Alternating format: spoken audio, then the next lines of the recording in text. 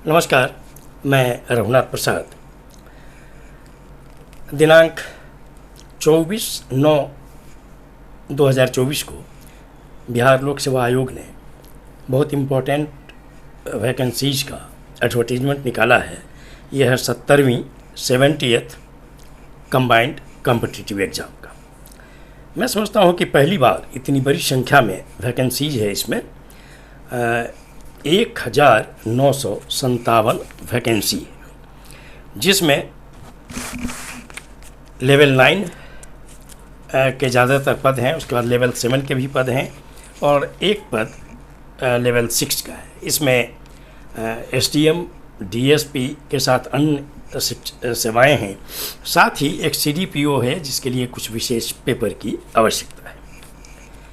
जो लोग competitive exam की तैयारी कर रहे हैं और स्पेशली बिहार लोक सेवा आयोग की, वैसे उम्मीदवारों से मेरा अनुरोध है कि BPSC का जो ऑफिशियल वेबसाइट है bpsc.bih.nic.in पर जाएं और इस नोटिफिकेशन को देखें और इसमें जो भी बिंदु है शुरू से लेकर अंत तक एक ही पंक्ति को आप ठीक से पढ़ें और जितने भी इम्पोर्टेंट पॉइंट्स हैं उसको आप नोट करें।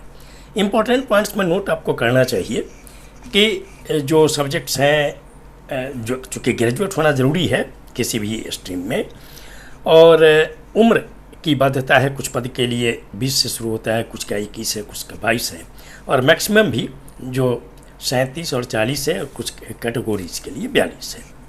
इसके साथ ही ये आप देख लें कि उसमें फ़ोटो की क्या ज़रूरत है, मोबाइल की क्या ज़रूरत है, मेल एड्रेस की क्या ज़रूरत है, परमानेंट एड्रेस, वो सबको देखें।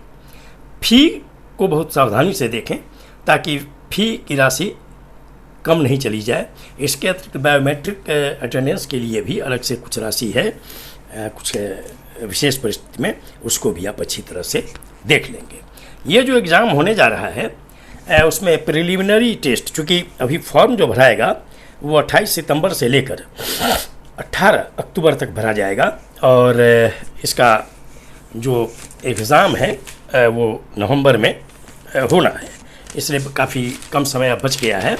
इसलिए आप लोग चूँकि तैयारी कर रहे हैं और सारी चीज़ को अच्छे ढंग से पढ़ने के बाद आप फॉर्म भरना शुरू करेंगे। जिस तिथि से है, पहले सभी जो रिक्वायर्ड डॉक्यूमेंट्स हैं वो आप रखें। खासकर जिनको किसी न किसी रिजर्वेशन के लिए अप्लाई करना है उनके लिए है कि जो निर्देश है कि आपके पास कॉम्पिटेंट अथॉरिटी से इशूड संबंधित सर्टिफिकेट रहना चाहिए, जिसके आधार पर कि आप रिजर्वेशन क्लेम करेंगे, और रिजर्वेशन आपको क्लेम करना होगा, अन्यथा आपका दावा मान्य हो नहीं पाएगा।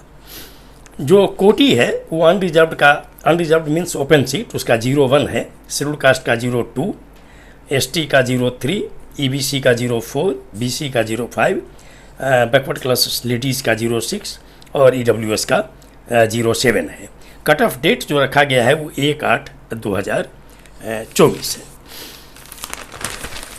नवंबर में PT एग्ज़ाम है और संभावित है कि फरवरी मार्च वगैरह में मेंस एग्ज़ाम होगा। तो ऐसा नहीं है कि सिर्फ आप PT की तैयारी करेंगे। PT की तैयारी तो करनी ही है, साथ साथ आपको मेंस की भी तैयारी करते रहनी पड़ेगी।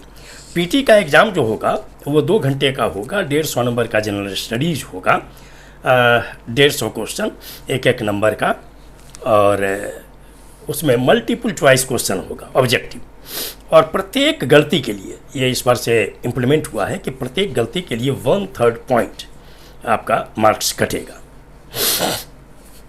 और जितनी वैकेंसी है 1957, इसका 10 गुना चुने जाएंगे मेंस एग्ज़ाम के लिए। और ये 10 गुना का मतलब होगा कि हर कैटेगरी में जो निम्नतम जो मार्क्स होगा कट ऑफ का, उस पर अगर एक से ज़्यादा कैंडिडेट है तो उन सभी को मौका मिलेगा मेंस एग्ज़ाम देने का। आप सिलेबस को बहुत बखूबी आप पढ़ लेंगे कि सिलेबस क्या है PT एग्ज़ाम का। और उसमें चूँकि PT एग्ज़ाम स्क्रीनिंग टेस्ट है और ये मेरिट लिस्ट में नहीं जोड़े जाते, और इससे को बिना पास किए हुए, इस बाधा को पार किए हुए बिना आप मेंस में अपियर नहीं हो सकते हैं। अब मेंस का जो क्राइटेरिया है, मेंस में होगा कि जो 10 गुना कैंडिडेट जो आएंगे वैकेंसी का, उनको मेंस देना होगा, जिसमें जनरल हिंदी 100 नंबर का होगा और वो 3 घंटे की परीक्षा होगी और उसमें 30 नंबर लाना सबके लिए अनिवार्य है, अथवा आप बाहर हो जाएंगे।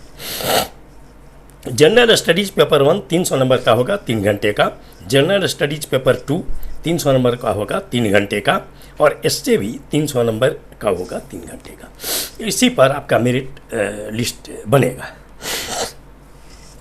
एक पेपर जो ऑप्शनल है, ये बहुत इम्पोर्टेंट चेंज है बीपीएससी का, कि वो ऑब्जेक्टिव होगा, एमसीक्यू होगा 100 नंबर का, और इसमें जो मिनिमम कट ऑफ होगा वो निर्धारित किया जाएगा सरकार के द्वारा। तो उस परिस्थिति में चूँकि ये मार्क्स जुड़ना नहीं है मेरिट में, तो मेंस के आधार पर इंटरव्यू के लिए अपने वैकेंसी का 2.5 गुना चुने जाएंगे जिनका इंटरव्यू होगा, और मेंस का जो मार्क्स होगा ये जनरल स्टडीज़ पेपर 1 पेपर 2 और एसए और इंटरव्यू का जो मार्क्स होगा, दोनों को जोड़कर मेरिट लिस्ट बनेगा।